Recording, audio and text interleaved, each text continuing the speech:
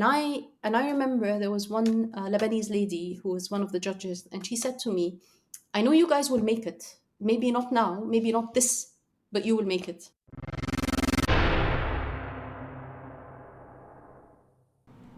That was the voice of Yasmine El-Mehairy, co-founder and CEO of Dija. I am your host, Ali Zwail, and this is the Startups Arabia podcast, where you learn about the Arab startups ecosystem from the best founders, investors, and operators in the region. My guest today is Yasmine El-Mehairy.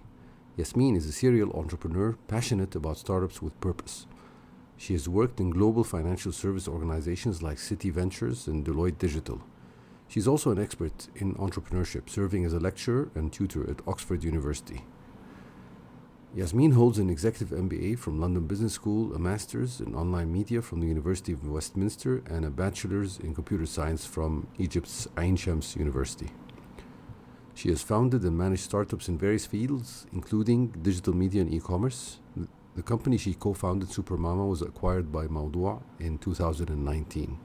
Yasmine is currently building Dija, a platform helping Muslim women invest with confidence in a way aligned with their faith and values. Enjoy this interesting discussion with Yasmine.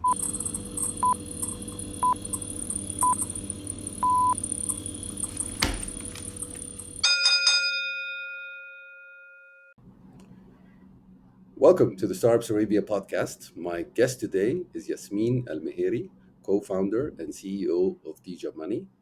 Yasmine has founded several companies, so we're going to go through several journeys and learn a lot of stuff on the way. One of her most famous companies has been a top 10 internet property in the Arab world, and was acquired by Mawdoo3, the number one internet property in the Arab world. So she has a lot to tell us. I'm really looking forward to this. Hello, Yasmine. Welcome. Hi, Ali. Thank you for having me. Pleasure to be here. So, Yasmine, your career started as any conscientious computer science grad at IBM. You start QA, and then you move on to in other companies, and business analysis, project management, all these things, becoming more and more senior as you progress. You're just a normal quote unquote career, and then 8 years into this successful career, you start your first startup, Mugarrab, and then 9 months later you found also SuperMama, another startup. That's while you're working, and then you leave your full-time job and you focus. What was the turning point that made you do this? I find what you just said very, very interesting because not a lot of people know about Mugarrab, and in all honesty, I haven't heard the term in a very, very long time. Mugarrab wasn't actually a startup; it was a side hustle that we attempted, but it didn't even pick off the ground. So, and I'd say that this was the turning point because at Mugarrab, um, I think this was the point where I decided I am not the kind of person to build startups, which is a very random thing to say on a startup podcast. In my journey, like you said, I've worked careers, I worked in stable careers. I started with the big names, IBM, that was everybody's aspiration out of my class at uni. And then a few years in, I actually joined a startup as one of the senior employees. It was mostly services based, so startup in nature, not startup in terms of product. And it was one of the companies that didn't make it through the financial crisis. As you recall, at that time, the big companies took the jobs of the medium companies took the jobs of small companies. Small companies cannot compete with freelancers because of the overheads.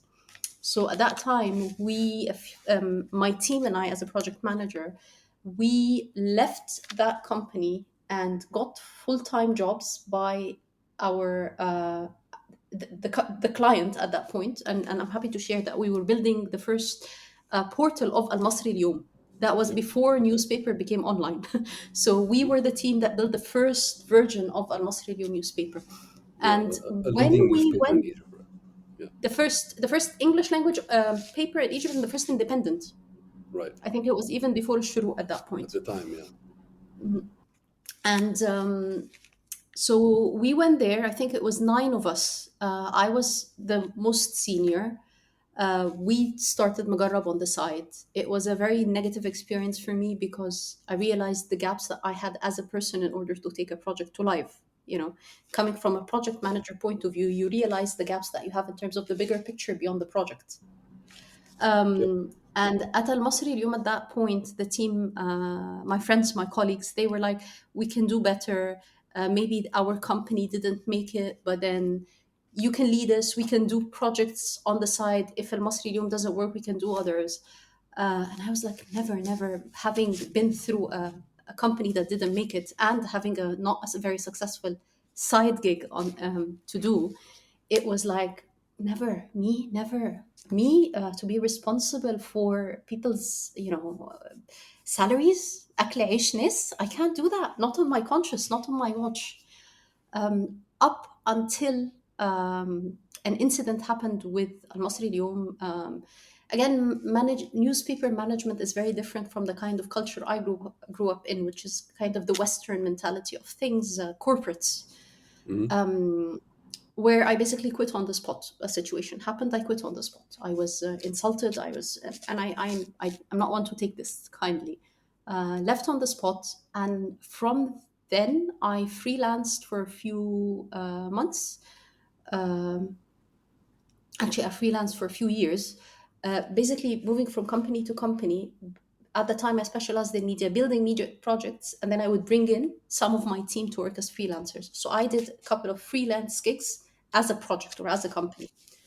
And then I think it was around the time, things were changing in Egypt right before the revolution. Darkness was starting to, cloud everything, and there must have been a way out. So a few friends and I, we would meet every other Saturday and try to think of what do we do to change. And at that point, it was inevitable to do something on our own because we cannot find the culture of the company, of that startup that we loved, anywhere else. So if it's not there, we'll build it. And that, I think, was the moment that changed everything. I fell in love with what SuperMama came to stand for, and that's where it started. Nice. So you kind of mentioned, I mean, before I go into why SuperMama specifically, but you said that you realized that what you learned in the corporate world, so to speak, did not make you ready for the startup world. So what were the missing pieces? Again, at the end of the day, as a project manager, you're only seeing the picture with your project. You don't see the bigger picture. You're not responsible for the hiring and firing. You're not responsible for the making sure the company runs, the money is paid, sales. I for one, I hate sales. It's just really not my thing. That you need that, hate it or love it, for a startup, right? At the end Yeah. of the day, you pitch every day. So financials, cash flow, profit and loss, balance sheet, which I still don't understand no matter how many times I try and do it. You need those for a startup. And these are things, unless your role specific in, I mean, whatever your role is, if you're in sales, you can only do sales, the rest are a black box. If you're in tech, you can only do tech, the rest are a black box, and so forth. So in a corporate, you become a deep knowledge, not a wide horizon in a way. Yeah. So yeah, I mean, of course, I guess, I mean, that is a major difference, and yeah, I think it just speaks to the difficulty of doing this. So what made you change your mind, and how did the SuperMama idea come about? What made me change my mind, as I mentioned, again, we worked for that small startup, OpenCraft, at the time. Mhm. And in that startup, the culture was key. The culture was phenomenal. We would work unpaid. There were points where they couldn't pay us, and we worked unpaid. We were cool with that. We loved what we're doing. We loved the mission. And we had the reputation of being a school for open source code. So developers, when years later people would say, oh, you worked at OpenCraft, I applied and wasn't accepted. Like, you worked for OpenCraft. So that kind of culture is something I really missed, because I'm not one to work just for the money. So I needed purpose. And I couldn't find that. I couldn't find a company that does that, that respects you. Like, again, with Al Masri Loom, I made a lot of money. It wasn't money, but it was the respect and the purpose. In other places that I worked, again, whether as a freelance project or joining in to do a certain project, you might get the money or you get the purpose. Or so I didn't find what I was looking for. And when you don't find what you're looking for, you try You to fix it. created. You create it. So where did SuperMama Now, come from? Yeah, sorry. the supermama that come from, that's quite a famous story. I mean, we thought, as I mentioned, it was, I think, four of us that got together every other Saturday thinking of business ideas that we may want to pursue. The majority of which, actually all of which, were shut down either because it's been done a million times, it's not financially viable, it requires a key skill that we don't have in our, like, we don't have access to. And mind you, that's 2010. So that was when tech was pure tech, when startups were pure tech, before bringing in the med tech, the ed tech, it was just pure tech, right? Um, and then my sister-in-law at the time announced that she was pregnant. I come from a medical family, so all my parents, my uncles, my aunties, and even my grandparents were doctors. And accordingly, my sister-in-law at the time would get any help she needs at any time in the day or night, because my dad would pick up the phone and call a doctor. That said, we, alhamdulillah, are very comfortable speaking and reading and writing in English. And I would like to mention that, again, 2010, 2011, only 4% of the world's content was in Arabic at that point. Yep. So she could read books about pregnancy and childcare in English comfortably. There were a few famous books at the time: Dr. Spock, What to Expect When You're Expecting, which has actually been turned into a movie. There was a website by Johnson & Johnson called Baby Center, which every woman who speaks English loved. But there was nothing in Arabic. Nothing. Zero. And again, revolution was in the air. It hasn't happened, but it was clear that we were all looking for change. And that was the time where everybody started going online. If you remember, those were the blog days. Everybody was a blogger, right? Everybody was a tweeter. So there was an opportunity. There was a need to change things. And there were a few very ambitious, very delusioned people that wanted to change the world. Delusion. I prefer ambitious, but I think it was anyway, both. going back to, so I mean, you have this idea, and now, as I understand it, you had two ideas in parallel. So Magarab was still alive as a website. No, And, Magorab oh, never actually, like, Magorab lived for like 7 weeks or something like that. okay. It I was thought not. they were like in parallel. No, Right. no, no. So Magorab picked up, but didn't really pick up in a way. right. Okay. So you're kind of working on SuperMama while you're freelancing, or doing other things, and then Yeah. at some point you decide, no, I'm going all in. And was that because you felt there's starting to be traction for SuperMama, or was that because you felt you needed, or is there another I'm reason? I don't wanna. I'm not. Oddly, I'm actually writing an episode for my own podcast at the moment about the culture of the side hustle. Right, back then it wasn't called that, but anyway, I'm not one of the people who can do multiple things at the time. I'm a very focused on one thing and do it right kind of person. Right. That said, actually, I was wrapping up one big project, so having time on my hands, and at the same time, the revolution happened, and if in Egypt, so Jan 2020, Jan 2011. dates 2011, and sorry, and if you recall, at the time there was a phase of standstill, like Yep. there was no need to, like, I didn't feel the pressure to work. Mm. So I had the time to give to SuperMama at the time. When did it become a full-time thing? So that's one question I always get, for example, with my students, is when do you know you found your project? And I know that many of the entrepreneurs, all hats off and respect, they find a viable problem in the market and go for it. for me, if I can't sleep at night because of it, that's it.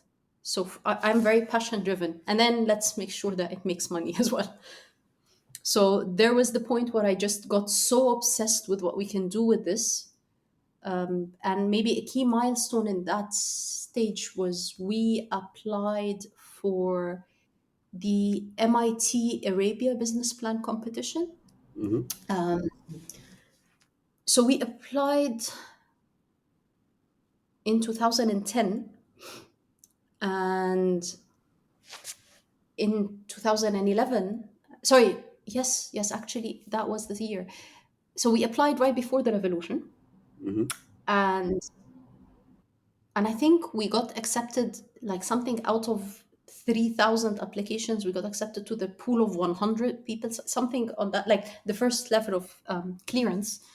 And we were, two of us went to Beirut at the time, where there were like 3 days of intensive boot camp like training, um, and then a pitch, and then some of those companies were taken to the next level.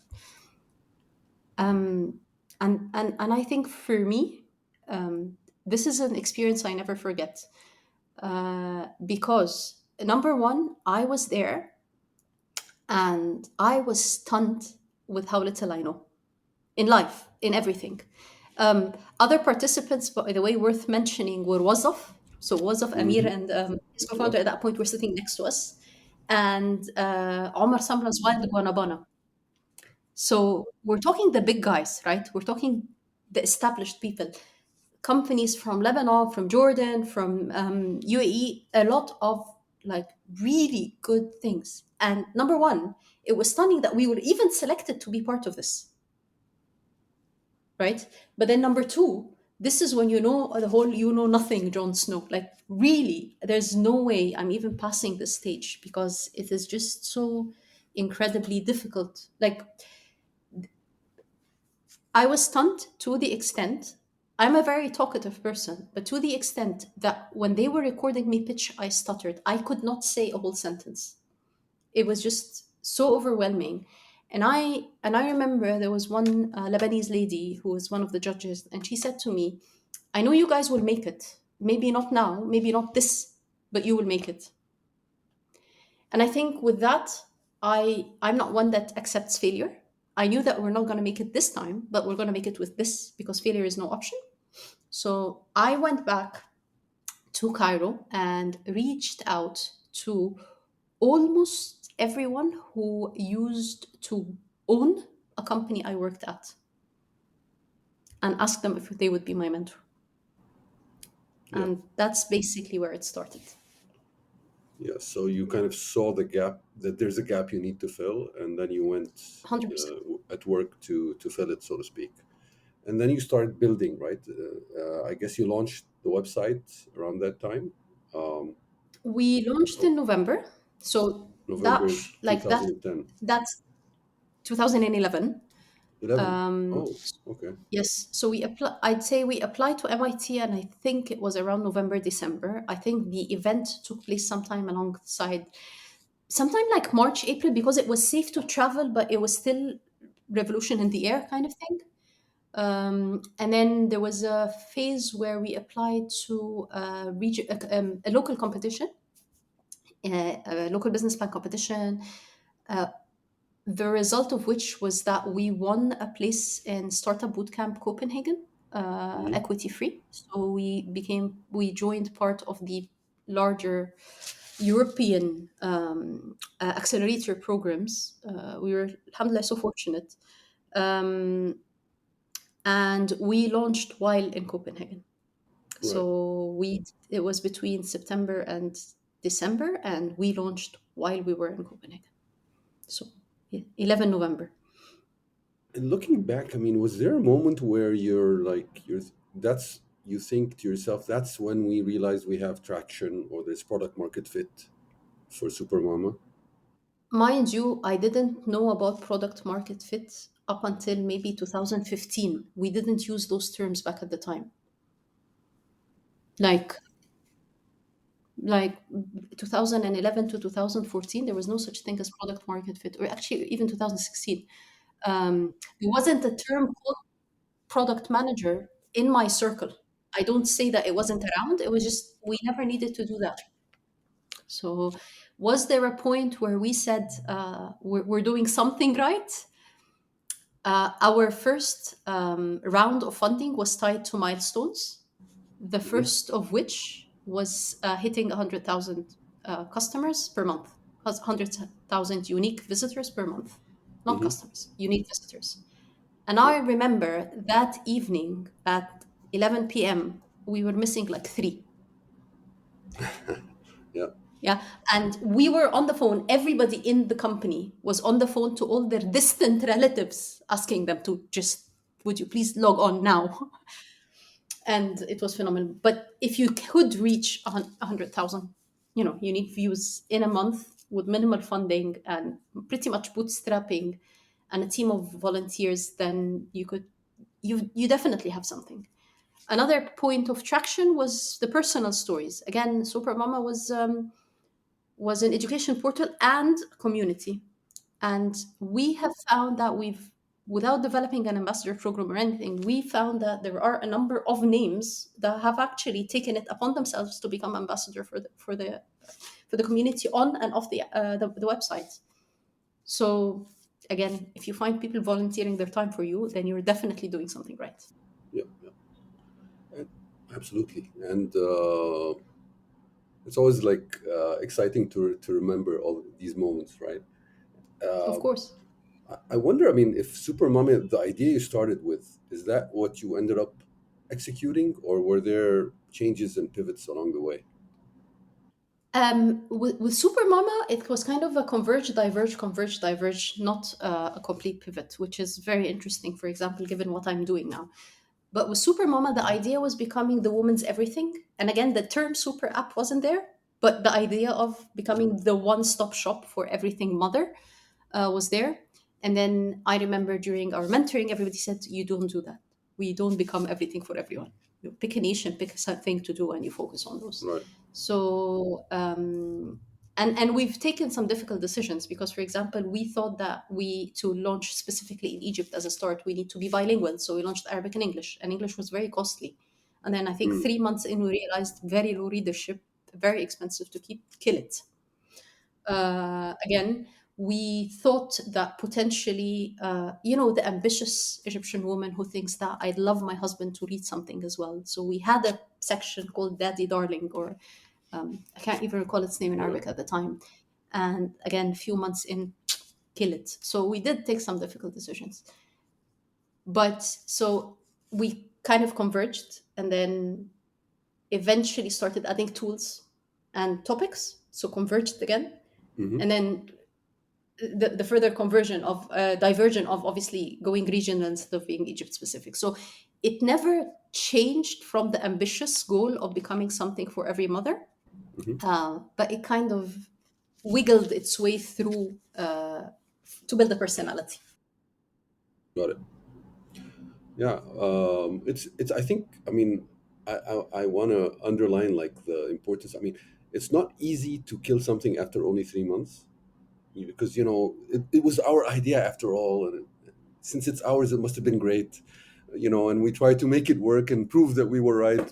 So it's really cool, and it's really important, really, for startup survival, because you have only so much time to make it as a startup, and you need focus. And I really like the fact that it didn't take you too much to just kill things. To be honest, I'm kind of kill it soon person. It was my co-founder at the time that kept it for 3 months, and I tend to lack emotional. I'm a very emotional person, but I like to make very unemotional decisions when it comes to business. Hmm. Um, Again, over the years and over time and experience, you kind of know how to balance how much of which is enough. But with Yeah. SuperMama, I was like, I intentionally tried to be ruthless. Like, if we would have launched 6 days later, we would have added that feature. We will not wait. We'll launch now. If we could wait one more month to test this before we kill it, no, we will not. We'll do it now. And maybe to the like, I'm erring on the side of not being careful enough, Hmm. and that's where I think my co-founder paused me because she was very emotional about things. So we've had Right. the healthy So push there and was pull. a balance.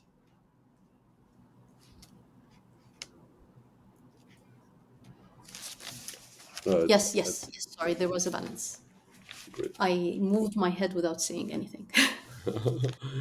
All right. So, in the early days of SuperMama, like between 2010 and 2012, you guys won or were semifinalists in five different startup competitions regionally, and Europe and all that. So, I mean, what do you think was so compelling about the SuperMama story? Because I mean, some of these competitions you won without even having a product in the market. Actually, most of them we won without having a product in the market.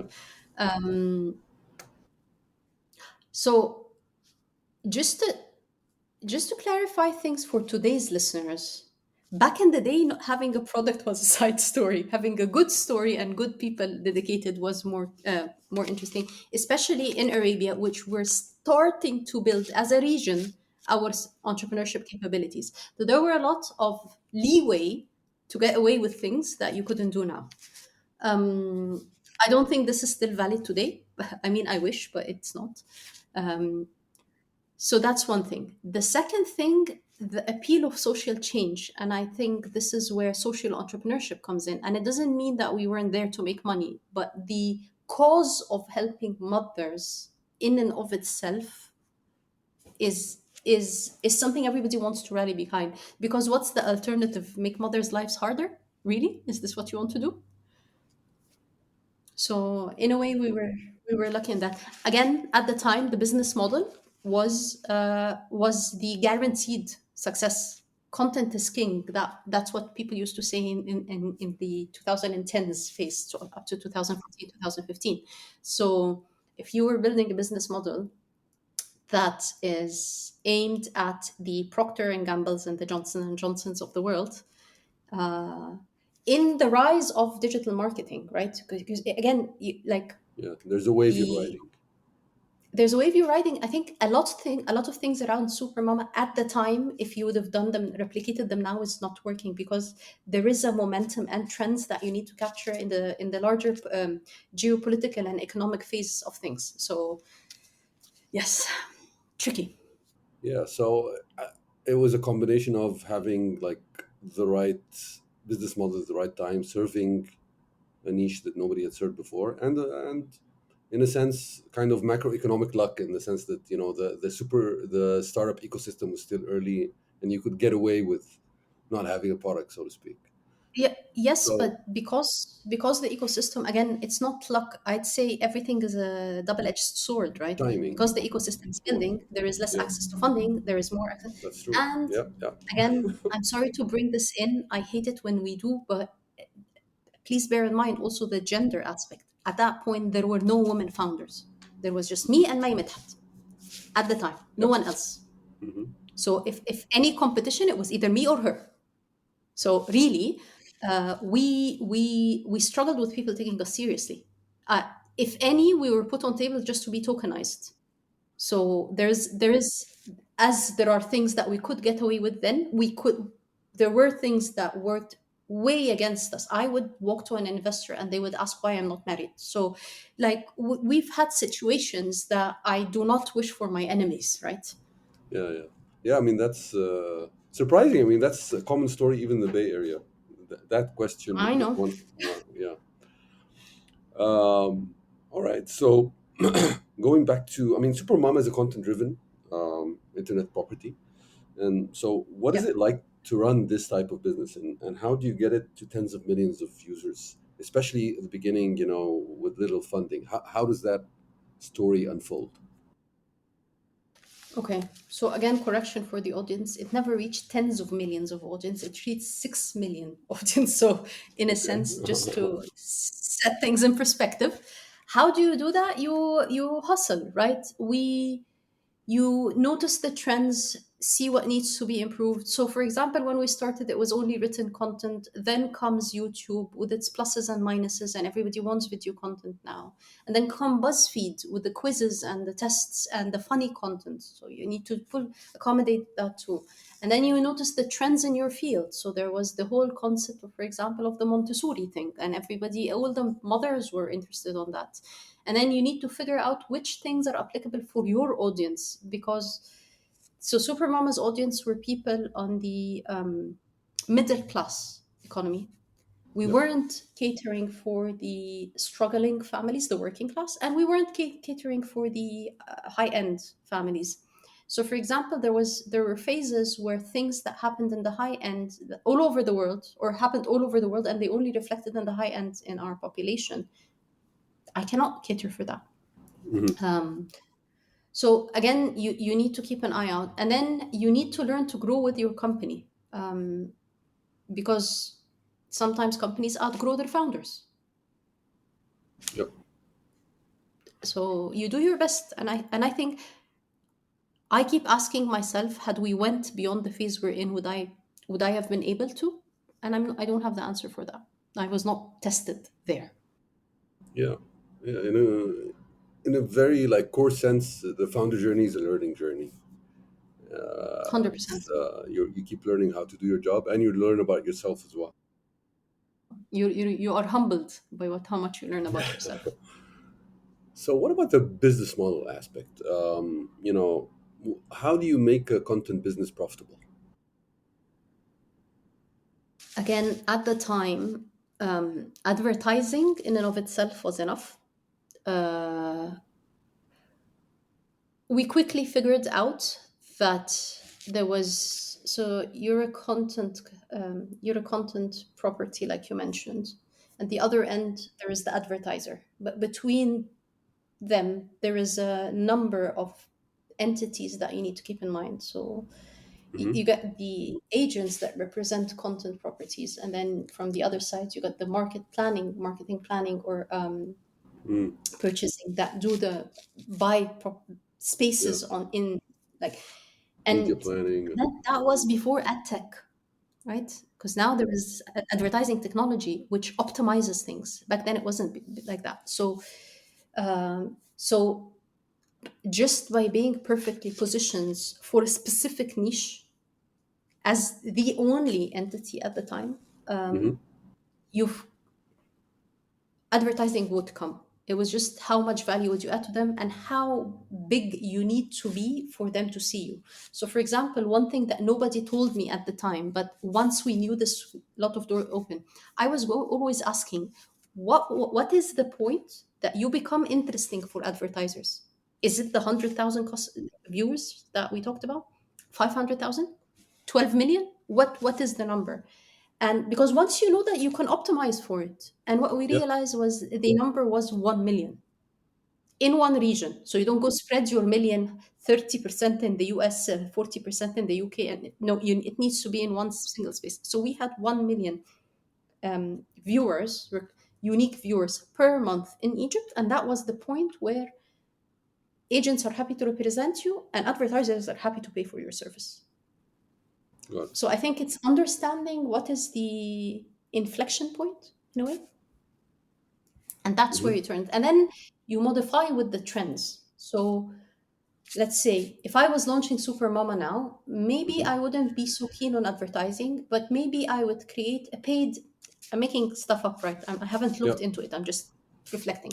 But maybe I'd create a paid newsletter or a podcast, because that's the right thing to do during the time. Or maybe I would partner with entities to provide solution content white labeled. Who knows? Again, you need to think of the macroeconomic situation. Okay. And like beyond the competition prizes and things like that, did you raise a lot of money in your journey? Because I couldn't find like. We raised a pre-seed, a seed, and we sold at the point where we were supposed to raise our Series A. Okay. So like before we go into that acquisition, a little like in early 2016, I think you kind of left the position of CEO at SuperMama, and just joined the board, stayed on the board. Uh, Tell me more about that transition. And that's a point where like I'm still, it's a point where I'm still proud of making the decisions that's best for the company, not just for myself. Um, and this is part of the things that people don't like to talk about. So at that time, it was in the mid 2015, that it was starting to get very dramatic with the board being investors at the time. We were not aligned on direction. A major disalignment. We're not talking, I want to go, for example, this, like I want to go UAE and they want to go Saudi. It was talking major misalignment. Um, and again, just to put an example of context, I realized that content was dying, but because two of our major investors were MBC, the media Media giant, company, yeah. and Shweri Group, which sell media ads. Mm-hmm. They were very reluctant for us to go to a different direction. Where I thought, for example, e-commerce Mm-hmm. for mothers was the way to go. Got it. So we're talking major misalignment. Um, and again, I'd say it was a maturity stage of the ecosystem. At the time, companies like NBC, when they do invest in ventures, they still, at the time, I'm not sure about now, treated them as a department in the NBC conglomerate, not as a standalone company. So it was less of we're empowering the founder to do what's best for the company, but rather we're telling the manager to do what as they're told.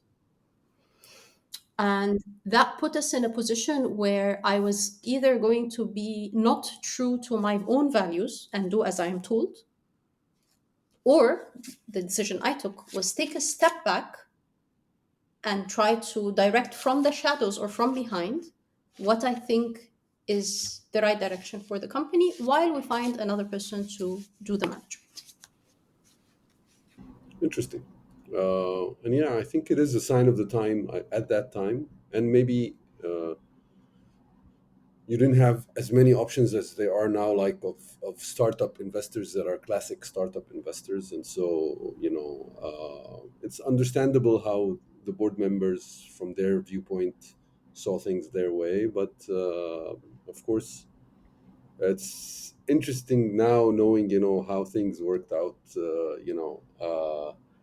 You never know how it could have gone, but I think you never really moved into e-commerce, if I remember correctly.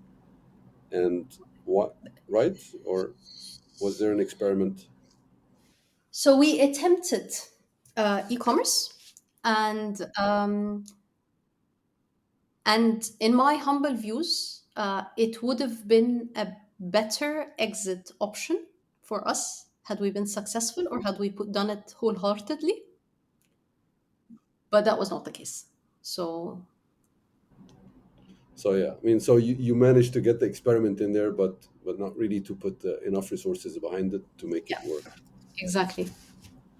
Cool. So I mean, and that's a whole learning experience, managing investors, managing, fundraising, choosing your investors. All these things are great things to share with people. And in 2019, while you were a board director, you guys decided to sell to Mawdoo3, which is Yes. basically Arabic content giant Yes. in the region. Um, at the time, like you guys, I think, were you already in the top 10 in terms of viewership in the Arab world, or were you still, because that was, I saw a statistic from 2021 later on where you were in the top 10. Uh, I think it, I think for a very long time we stayed in the top 10. Right. Um, Especially if you take away the NBCs and the BBCs, for Right. example, of the world. Yeah, yeah. So how did that decision get made? How did you guys decide, as collectively, we're not going to raise the Series A, we're going to sell? Um, so number one, the tides were changing and content was not becoming king anymore. So if we wanted to go in that direction of raising more money, then it would have needed a different business plan. And at the time, let's say the board have taken personal insult in my decision to step down as CEO and spent the next 2.5 years fighting me personally rather than trying to get the company ahead. So it was because of the best efforts of my co-founder who was leading at the time and of whatever little insights that I added in the boards that even got us where we were. Because again, at the time, the a very loud and aggressive board member made it a point to turn it ugly. So again, when you're fighting internally, it's very difficult to push forward. And that's when I pushed for an exit. So the beginning of 2019, I said, like, this isn't going anywhere. And at that point, we started thinking of strategic collaborations that we have, things that we could work with, looking in different directions. We actually had an acquisition offer before Mawdoo3, but that didn't fall through. It fell off. And then Mawdoo3 happened, and immediate synergies were clear, right? So you can totally see how SuperMama can fit as part of Mawdoo3. And yeah. So they approached you, right? I mean, not many acquisitions have happened in the region. So people will Yes. will learn a lot from this experience. So how did the acquisition talk start? We had a mutual investor. So Shweri Group were part of Dija, we're part of SuperMama and we're part of Mawdoo3. And Okay, and they orchestrated that's it. always good. Yes, exactly. Exactly. Yeah, and they saw now that they also believed that now was the time for an acquisition. Let's consolidate the holdings into one thing. At the point, Mawdoo3 had raised a ridiculously large round, and were buying properties left, right, and center. And I think they were usually pulling off the whole undervalue, buy for cheap kind of thing. But SuperMama had its own, like, I don't think they bought anything as large as we were. Right. So they were seeing the value as well. And we had a brilliant team at the time that, like, it wasn't just the asset or the content of it, but it's actually the The team as operations well. and Yeah. how we've managed to do it. So in a way, there were a lot of things. Um, Again, with the failed acquisition opportunity, and this is, I think, one of the things that people don't talk about enough and only look at the glamour at the end. With the failed acquisition opportunity, it left everybody devastated, Hmm. as you can imagine, right? Yeah, yeah. So when Shweri Group jumped in and said there might be another option, someone wants to talk to you, it made perfect sense. Cool. And how did you guys like agree on a valuation with them? How did that negotiation go? Uh, a lot of back and forth. I think a lot of due diligence on both sides, because it's only because at the end of the day, for you to agree on a valuation, you need to agree on two valuations. Technically, you need to understand Mm, their value, like how much are they valuated at, because right, at the end of the day, you're going to be part of that. So, right. Also, it was like a especially shares no, actually, transaction. so personally, I got out completely cash, obviously discounted and all, but for some of our shareholders, they opted for a share swap. So you need to Okay, agree on two valuations, and right. then the valuation will obviously include your viewership, the any IP that you have, any goodwill, the name, the brand, the design. As I mentioned, the team, who's going to stay, who's going to go. So, so these Growth. are all factors, and then there's obviously negotiations at the end of the day and trying to align and stuff. Yep, yep. Well, congratulations. It was one of the early, acquisitions. after 8 years of building and moving fast and all that. How do you feel like emotionally to sell SuperMama and lose like influence over your baby? Oh, no, it wasn't. Again, as I mentioned, it was very dark at the time. So for me, it was a relief. Relief, huh? Mhm. I'm So being you honest. were kind of looking for the acquisition and happy to sell. I was ready to sell way before the acquisition. Mm. As I mentioned, I try Yeah, to move on from things, right? I don't hold yeah. back. So maybe this is a good time to start to segue and move on to towards Dija Money, your current startup. Um, a way to segue is maybe to ask you about your recent keynote at Money 2020 in Riyadh, where you emphasize that now is the time for women to take care of their financial futures. So, can you tell me more about that, and maybe tell me about where the idea of Dija Money came from? Sure. More about that first is I think the time was yesterday. It's just that it's about time that we start taking.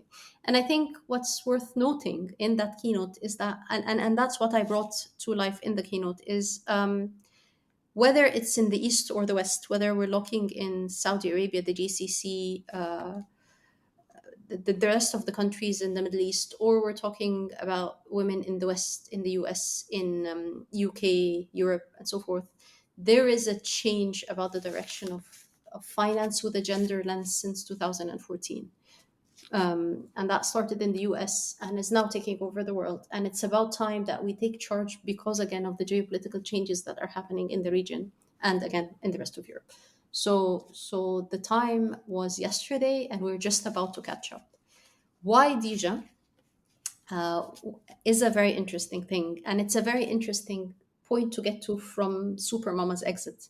So when I actually exited SuperMama, I had a sum of money that I've never had before, and I've never had to think about what to do with money.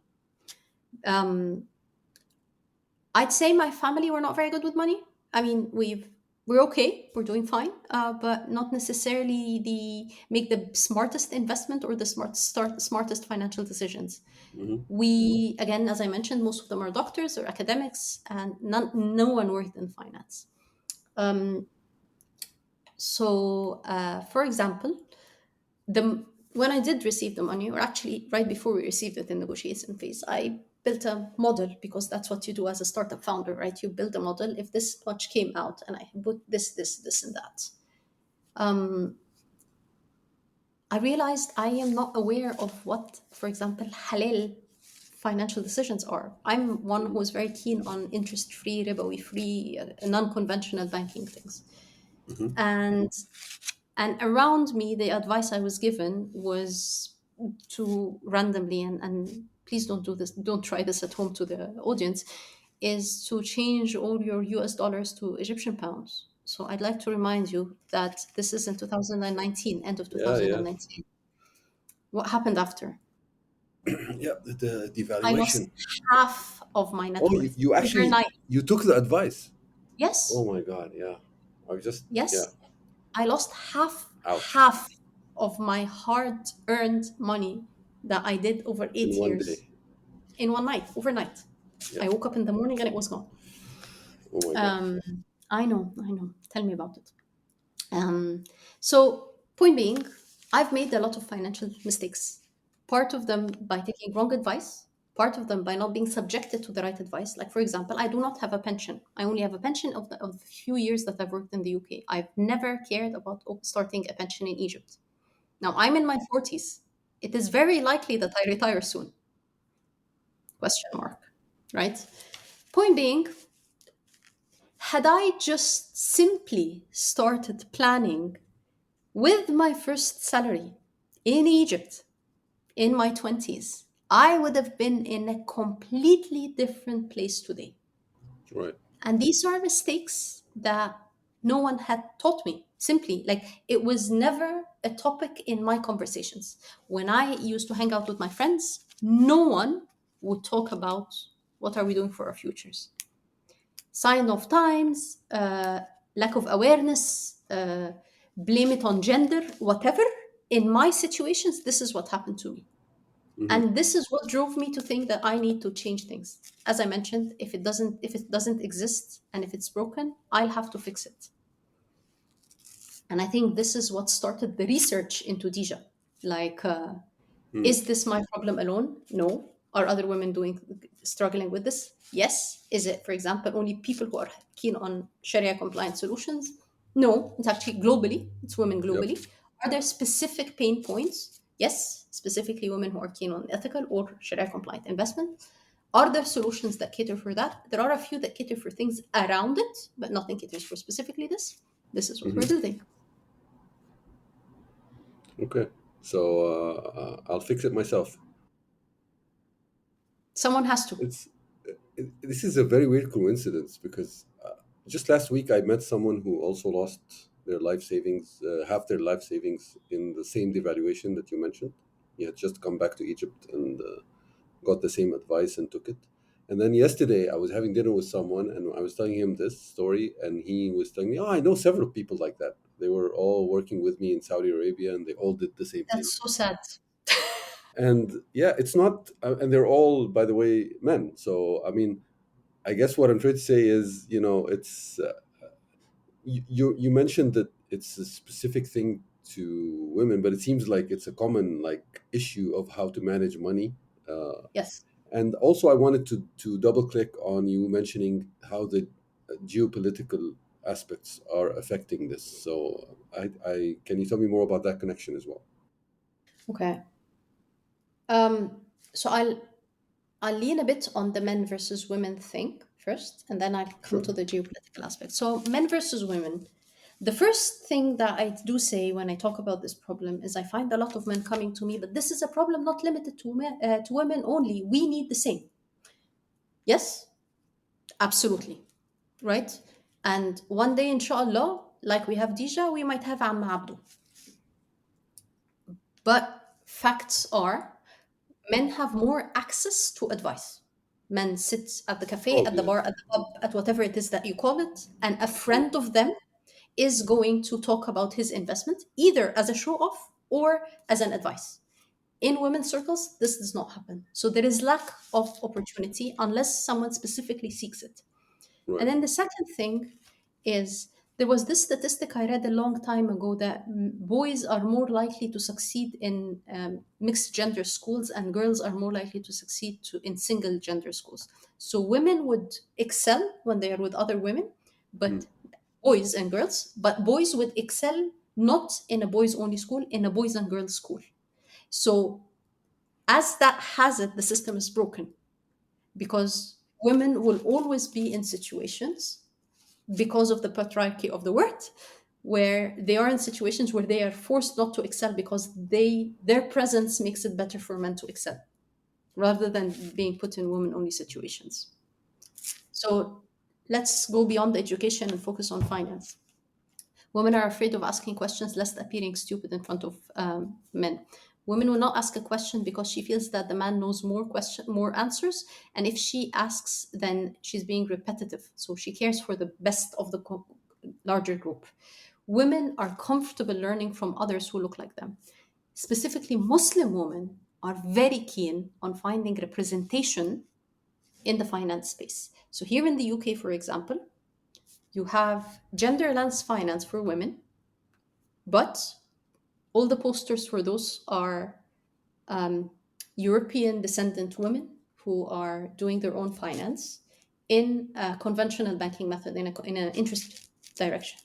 Yeah. Or you have the Muslim bros with their beards and standing like there in that specific thing, which are doing the halal the halal way of things with the right terms and the right learning and everything, but they just don't feel related to them. So there is a Mm. huge gap in representation in women doing the same thing.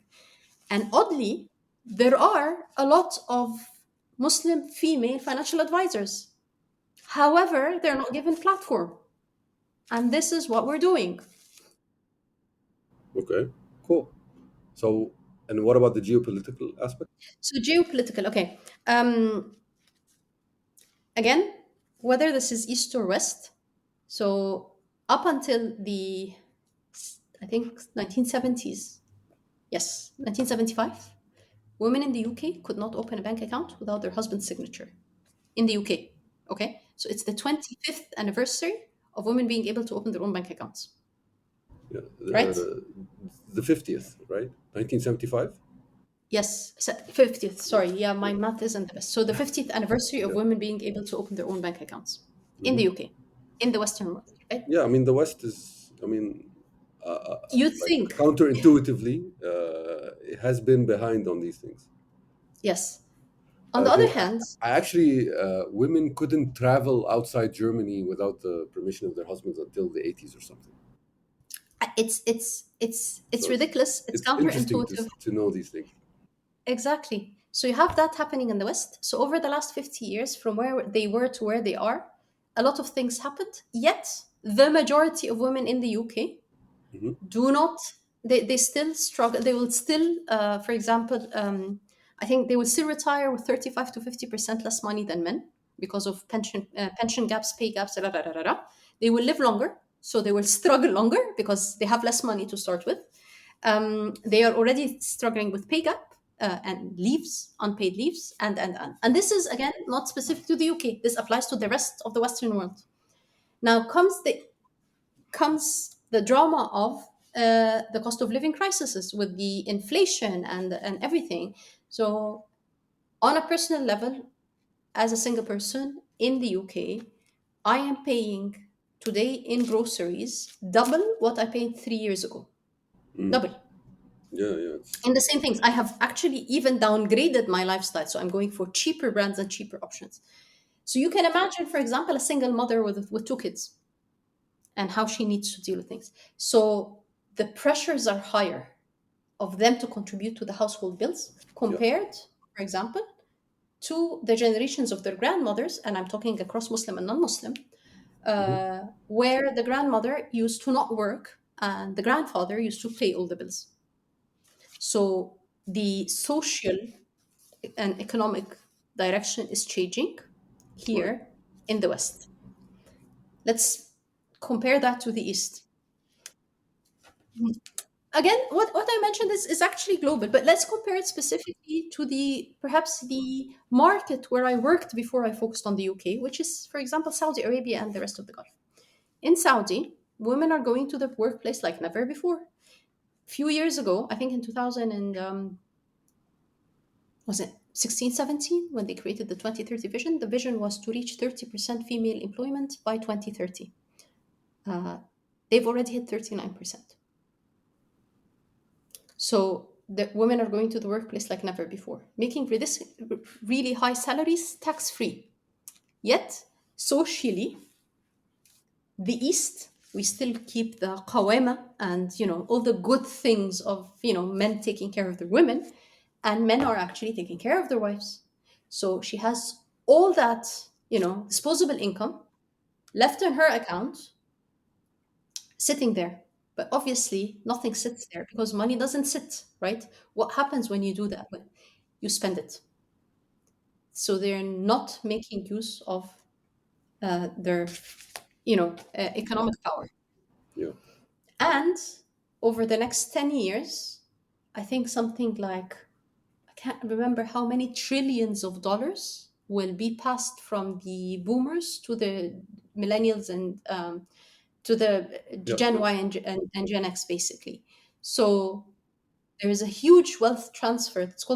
I think it's the largest Yeah. wealth transfer in It's history. happening now. And again, exactly. And if you specifically look again on the east side of the world, I think in MENA it was $570 billion, mostly of wealth, oil money Hmm. that the father is now passing to the younger generation.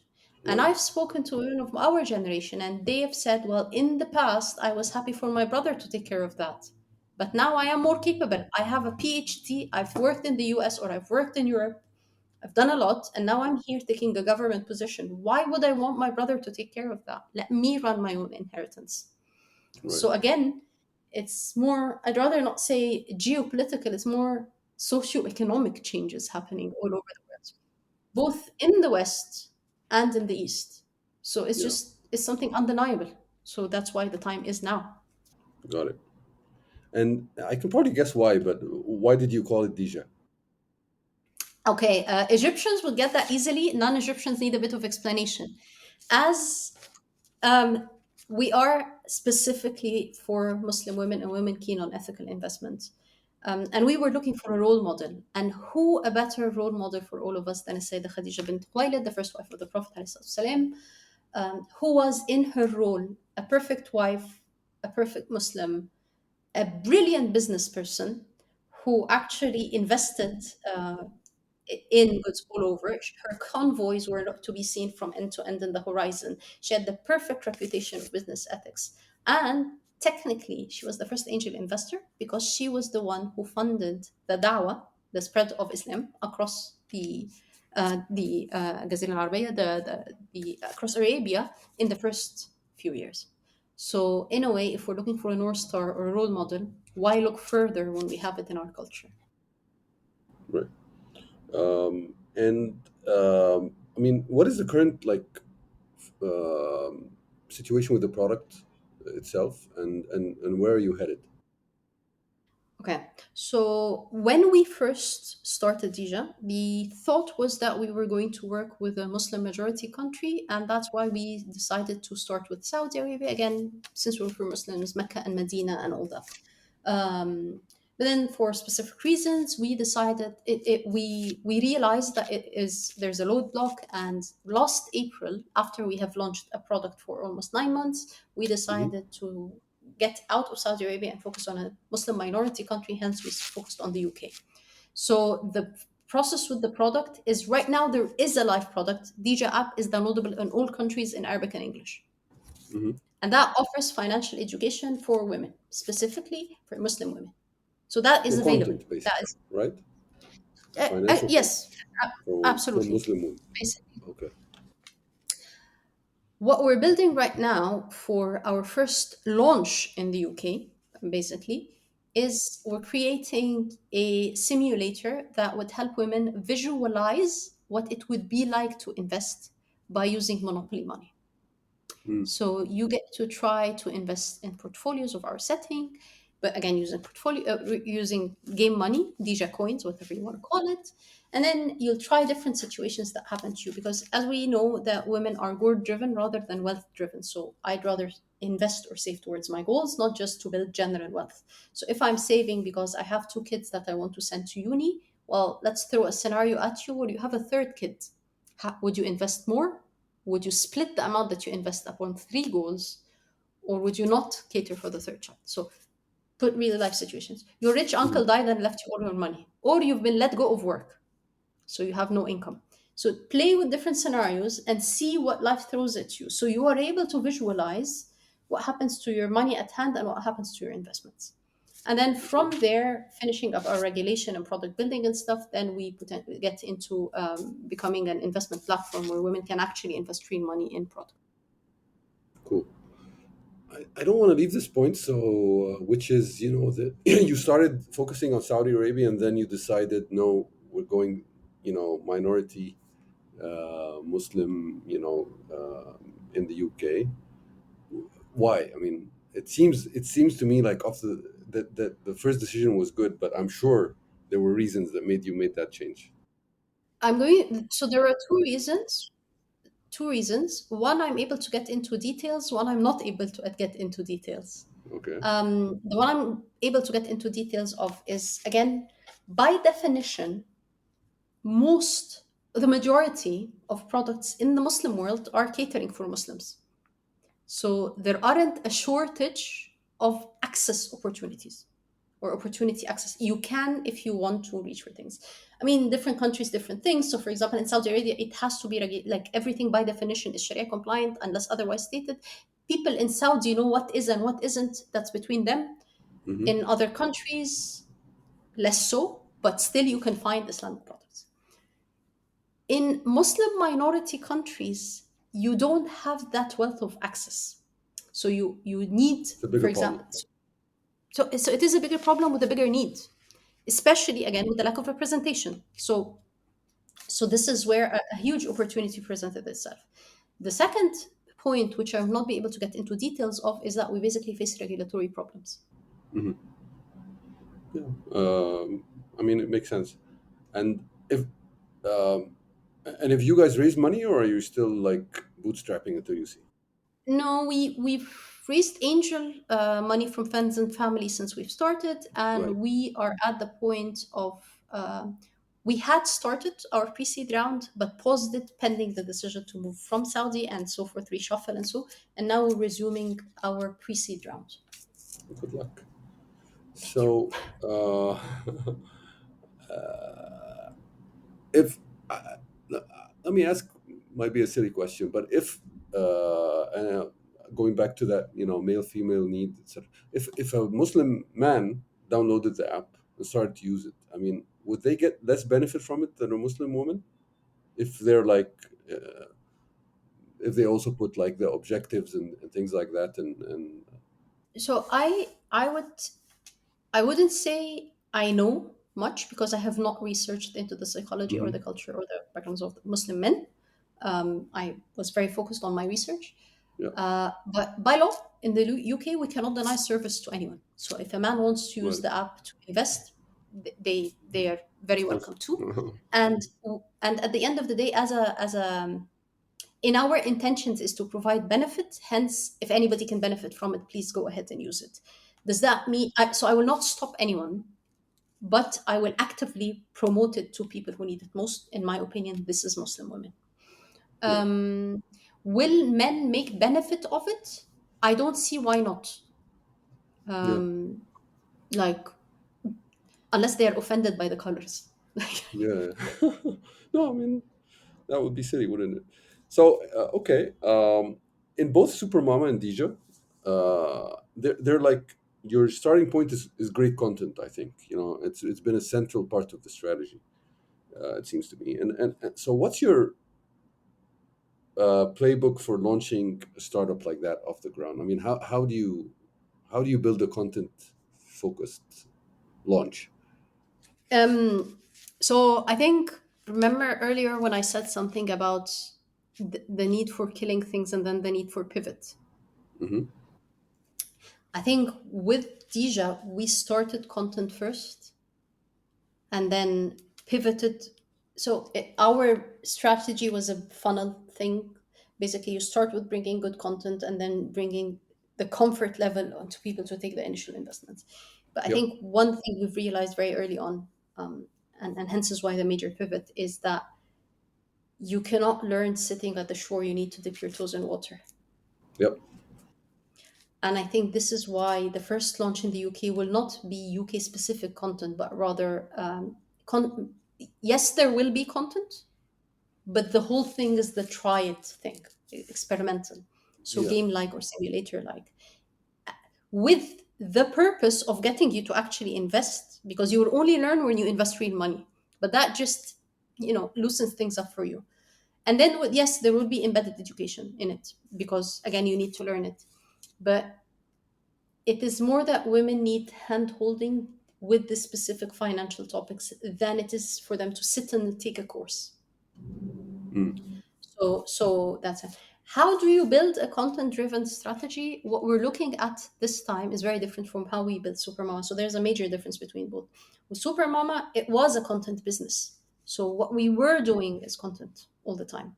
Here, the content or education for me is a content led funnel. So it's the top of funnel for us. It is not the business itself, and hence is why we don't do any content creation operations right now. Right now, the only content that you'll be seeing on socials, through the Dija cast, through the, again, the things that we do. And again, because it's education led, so it'll lean more on ed than content, like with the webinars that I'm doing and the in-person sessions and so forth. So it's a variation. How do you do it? I think you design for where you want to be in a year and you start from there. So if a user's journey would take a year, obviously you need to estimate how long it will take. So if it will take a person X months to get acceptable knowledge and proficiency of this topic, then you start from there and you say, okay, for them to go there, how do you get from where we are today? Which is, let's say, assume nothing. And then you create a map. for it, and then you fill that with content. And again, because alhamdulillah, I've had contacts with SuperMama, so I've actually, to start the content process with Dija, I had reached out to my editor-in-chief, and she had helped me recruit the people that then wrote the Dija content. Through my network, I've managed to find a financial analyst, or actually financial analysis director, that would then create the knowledge base, which would be then turned into simple language to translate to people. So I mean, I wish it was, here's the playbook, go do it, and then you will have a guaranteed result. But it's kind of less so. It's kind of case by case, driven with general guidelines. Like if you're talking to expert users, you need to talk in expert language. If you're trying to simplify for users, then you need to break it down in layman's terms and build from there. Right. So, I mean, you seem to really build with the end in mind. You know the point you want your audience, so to speak, to reach, and build from there. And as you get feedback along the way, you respond to that feedback, Adjust. and Yeah. adjust exactly. Cool. So you built SuperMama in Egypt, and now you're based in the UK, where there are so many common connections. I mean, you seem to have built a huge network, mashallah, in the UK. Was moving to the UK a personal decision or a business decision? And how are the two ecosystems different? And how are they similar? So that's a very interesting question. And I mean, I decided to move to the UK, a completely personal decision. With the end of 2019, SuperMama exited. Cushies, my second startup, was entering liquidation. It was clearly not picking up. And I was completely burnt out.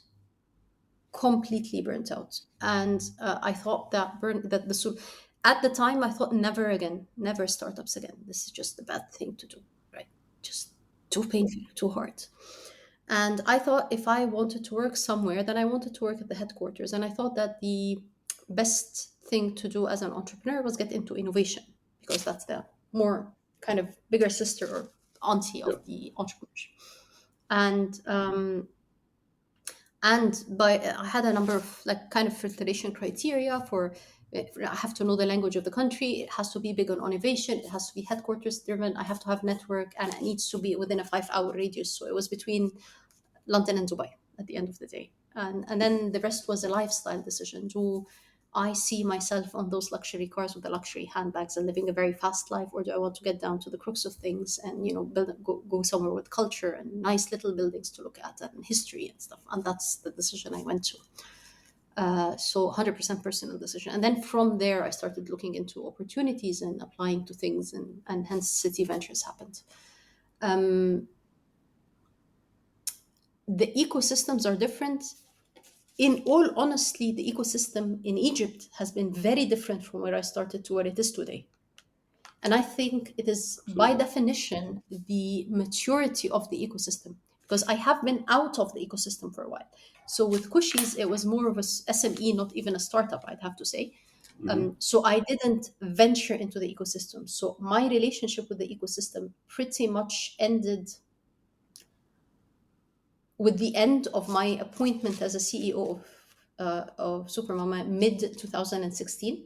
So from Hmm. mid 2016, I have no idea what's been happening in the Egyptian ecosystem. Yeah. No, I mean, it's not that I have no idea. Obviously, Yeah. LinkedIn and everybody's connected and everybody knows everything, but I have not been involved. Right. And then I come to a UK, which is a more established market with a with a more established ecosystem with its own rules in 2025. So I have a gap in my knowledge.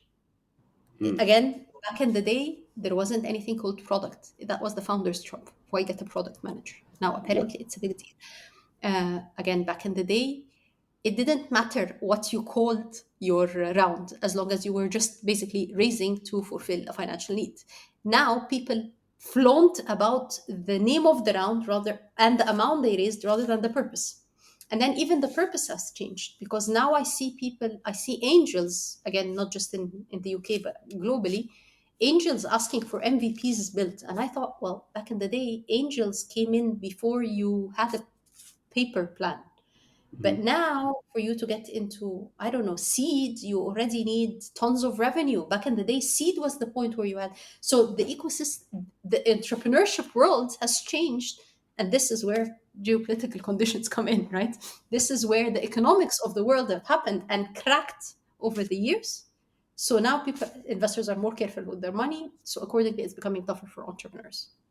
So I wouldn't Yeah, say UK versus Egypt. I'd say the evolution of the world. So I'm finding myself in a new space all over again. interesting.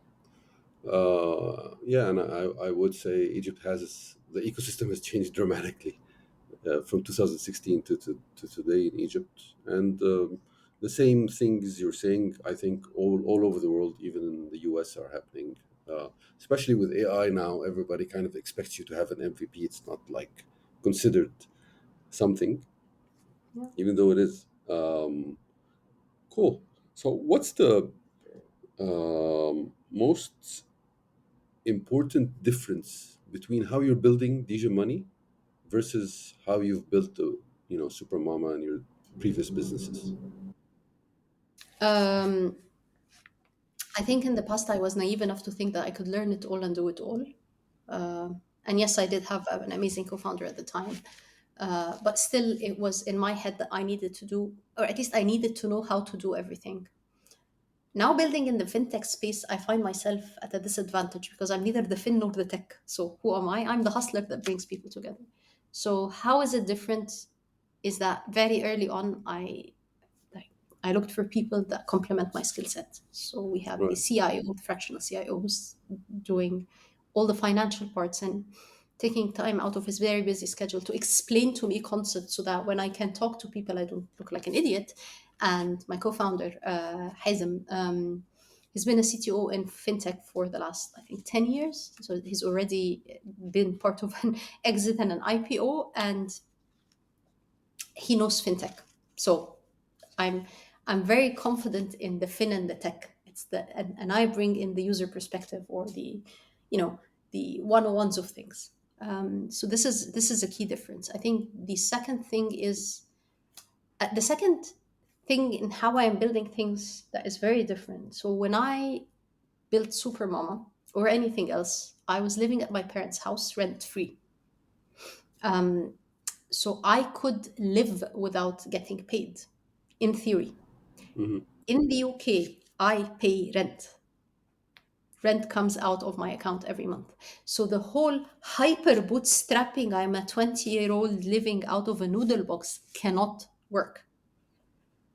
So accordingly, my realism of financial modeling, because you number one, we've witnessed it twice before, so I've known what works, not what works and what doesn't. Every single time is different, but we know the red flags and the green flags. Right. But also, I know how far I can push myself without getting into burnout, perhaps, Hmm. which is something I didn't do as a younger person. Yeah. So you're kind of more disciplined on cash management I'm and disciplined on managing the everything. cash flow. Yeah. More, yeah, and like you mentioned, I think I'm equally more organized and intentional with my networking. So when we started Supermama, again, the whole ecosystem was building. So everybody was at every event, and you'd spend a lot of time trying to connect with everybody and build a lot of relationship that were necessarily meaningless because you're in completely different spaces. Coming here to the UK, no, I'm quite intentional. So I would only attend specific fintech events or specific Islamic finance events, or like I'm very intentional with my Hmm. time. Yeah. Like even for example, for Money 2020, I managed to arrange my three speaking engagement on the same day, so I can only travel for 2 days instead of Hmm. spending the whole week there. So like again, Yeah. intention, I'd Yeah. say. Yeah. When you have less time, you manage it better, huh? Yeah, exactly. All right. So how? going back to the co-founder relationship and all that, what's your advice for building like a strong and effective co-founder relationship and finding the right co-founder? Um,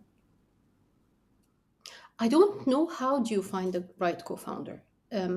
For me, I was very fortunate, alhamdulillah. يعني with Hazem, eh, I'd say it's pure networking. Basically, after I left Deloitte, I posted something on LinkedIn. I said, I just left Deloitte and I'm building something in the space of Sharia compliant finance for Middle East women.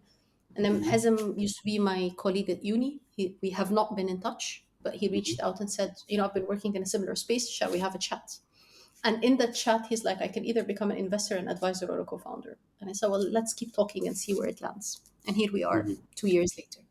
So, and even with Faisal, our CIO, again, once we made the decision to focus on the UK, coincidentally, I work at a co-working place called Palestine House. I was having a meeting with a colleague. The moment we walked in, my colleague Abdul Hasib says hi to someone sitting on the side. Salam Faisal, there. You should meet Yasmine. Yasmine does this, this, this. Faisal does this, this, that. We should talk after. I go to pray door. He was just praying. He says, I'm leaving now. It would have been lovely to talk. Shall we change contacts and talk later? And here we are. Very interesting. And it's a small world because I know both Abdul Hasib and Faisal. So uh, Subhanallah. yeah.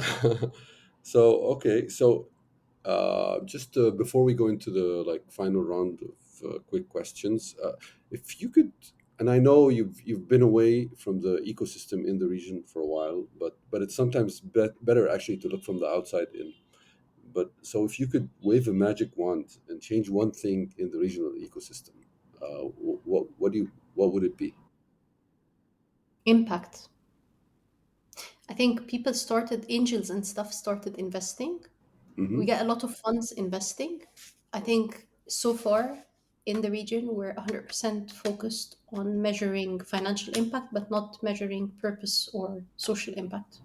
Mm-hmm. And I think this is the missing part because sometimes your social impact is a very crucial societal role or very big on goodwill that a small cut on your financial impact is Mm-hmm. worth it. And I don't think that we have that in the region at all. And globally, you think we have it? It's getting there. There is a lot of effort towards it. I mean, the fact that you could Google impact investor and find options Yeah. in and of itself says something. Okay, so now to the quick fire questions. Okay. Don't want to take too much of your time. What book do you like to recommend to others or books? The 100-year life. Okay, Do tell you me want me more to about it. say more, or Yeah. is it like quick, quick, quick? Well, I mean, to be honest, I mean, the title made me curious to know more. Okay. I'll talk in a very, very briefly. So, The 100-Year Life is a book about how Gen Z and Gen Alpha and going forward are going to live to be 100, and each generation lives a few years older than the generations before them. So, Hmm. accordingly, the traditional way of education, employment, retirement doesn't work. So our grandparents, for example, would live to be in their 70s. So they would learn for 20 years, work for 20 something years, and then retire for 20 years. And their retirement would fund their work. Yep, But come to think of it today, say that you were to retire, and our generation are living to be in their 90s, right? exactly. How much money do you need to save during your work while you do other things in order to finance your retirement? So accordingly, the model of the straight line doesn't work. It's more cyclical. So as it is cyclical, the life basically changes because you go through cycles of learn, work, retire, break, learn, work, break. So for example, you might do a master's, take a few years working somewhere, and then take a career gap and do something else. Cycles. And accordingly, your love life changes, your financial planning changes, your career planning changes, your philanthropic planning changes, your health changes, and it just tackles each of these things one at a time until you can figure out how you could live. It also talks about what transferable skills you need in the future and. So it's just a phenomenal book that is just paradigm shifting for humans. Interesting. So, second question: how do you unwind and de-stress and stay energized? I read and I write. I hyper read and I hyper write. Okay. And Tell more. Okay, so okay. yeah. Going next question. خلاص. يلا. Uh, who do you think we should have as a guest on the podcast? If you haven't spoken to my Medhat, then you definitely should. She as well did the No, transition from Egypt to UK. we had her on Um, in season one, you already. actually. Yeah, Okay. It might be worth having another yeah, conversation with for her. especially with her new startup. Exactly. If you haven't, then you need to speak to Omar Abid. Ah, yes. He's built Zeal, which is a phenomenal startup, again, based out of the UK, Egyptian. Hmm. Fantastic guy. Okay. And And if uh, you're talking Pan Arabia, you should talk to Jad Fadl, who is building a Mina Plus ecosystem out of London. So, Mina Plus ecosystem. Mina Plus, it's an ecosystem for investors and start founders from the diaspora living in the UK. Cool. Happy to make an intro. Yani. Thanks. All right. So I like to close the podcast on a note of gratitude. What is a gift somebody has given you that has had a positive impact on your life?